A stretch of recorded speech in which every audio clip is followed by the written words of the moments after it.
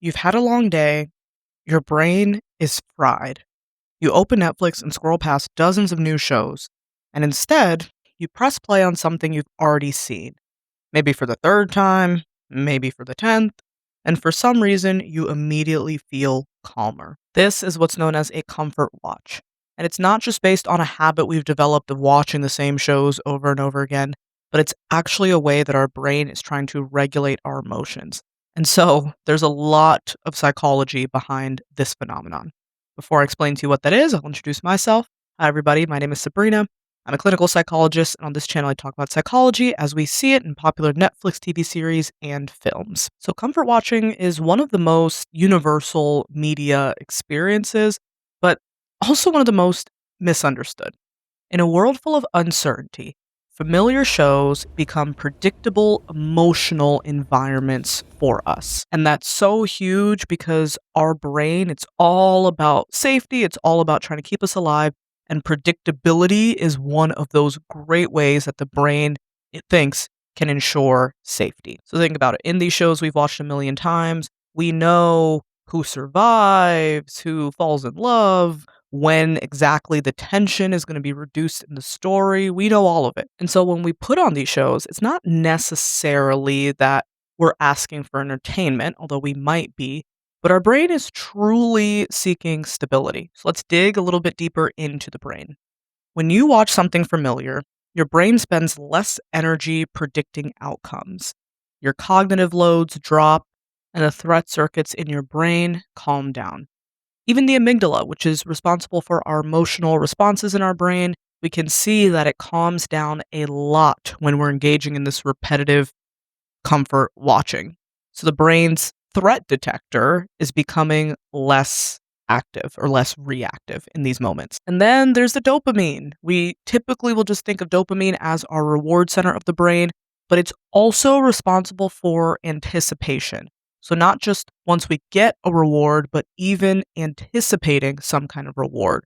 So, with these shows, when we know a funny scene is coming, or we know that a character is going to win, or generally we just know the emotional payoff, this creates a steady, reliable reward loop for us, which we don't really get with a new show because we don't know when or if these things are going to happen. And so, really, when it comes to emotional efficiency, familiar shows are really efficient because it's low effort for our brain, which it loves. Our brain is already busy doing a million other things.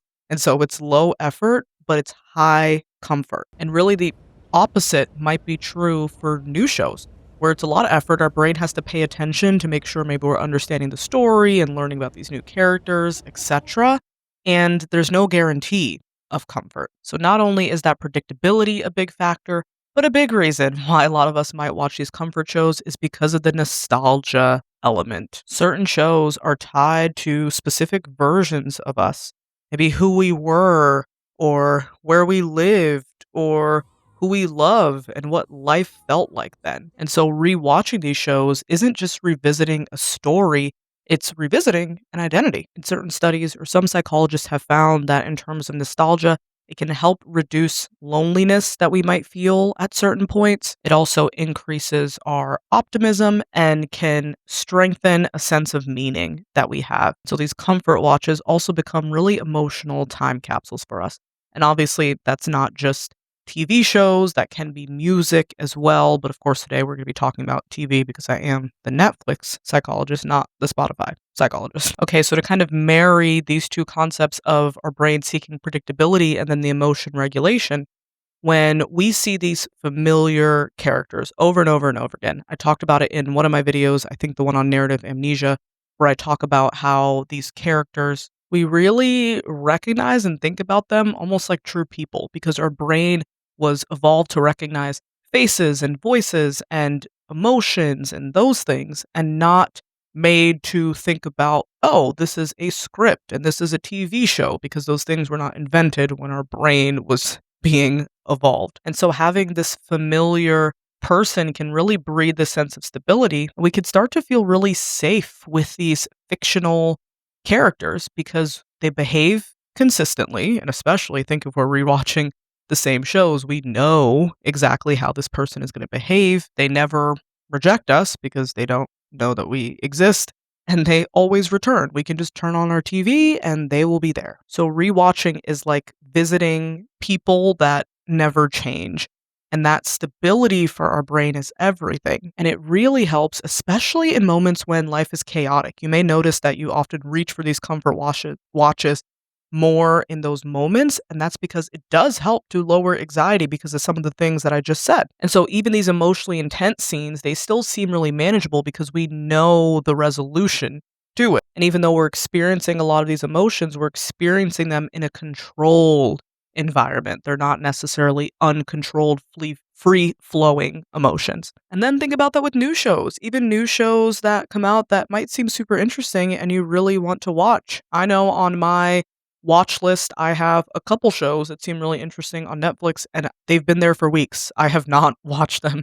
And that's because new shows, they require your attention, which I mentioned earlier. It takes a lot on our brain. They require kind of a level of prediction. How do I think this is going to end up? What's going to happen?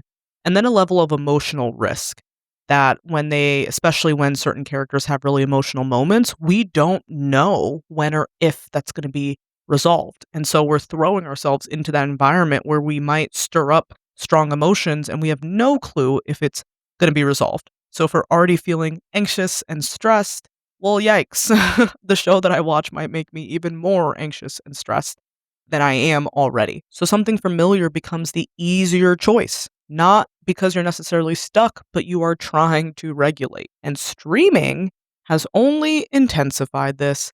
I talked about in my video on Netflix how it's changing your brain and the echo chambers, this idea of the algorithm, and that it learns what's safe for us, maybe what feels more nostalgic, and generally what things we return to. So it's feeding us more of those things. And honestly, whoever's behind Netflix, or maybe the algorithm in general, knows a good bit about psychology because, in terms of novelty, when we have too many decisions, too many new decisions, it can be hard to make one in general. It's known as decision fatigue. So even simple choices can feel incredibly weighty and it compounds over time.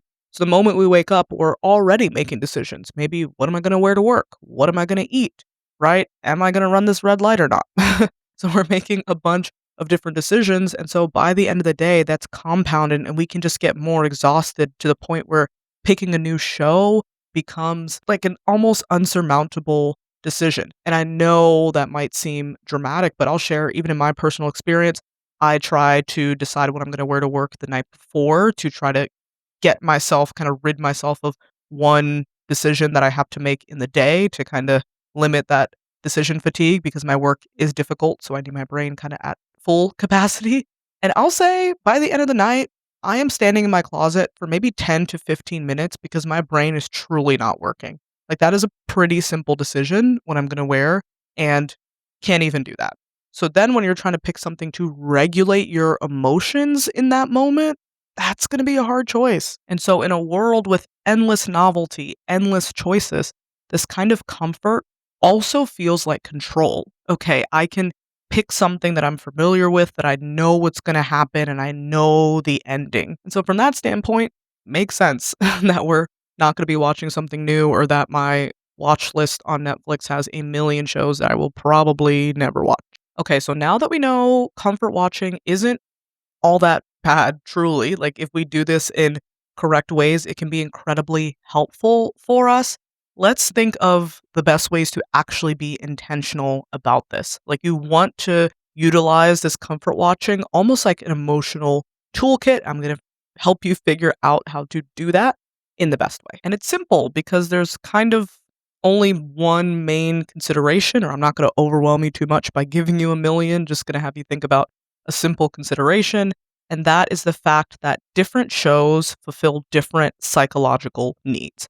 So if you're really anxious and you're wanting some kind of anxiety relief, then watching a sitcom would be great for those moments. Or if you're feeling really lonely, then kind of ensemble shows that talk about that friendship, that welcoming. Or if you're having difficulty when it comes to identity and needing to be grounded in that sense, then maybe some nostalgic kind of childhood series might be beneficial. So really being intentional about what you're watching when. Because remember, you're not just watching, you're self-regulating.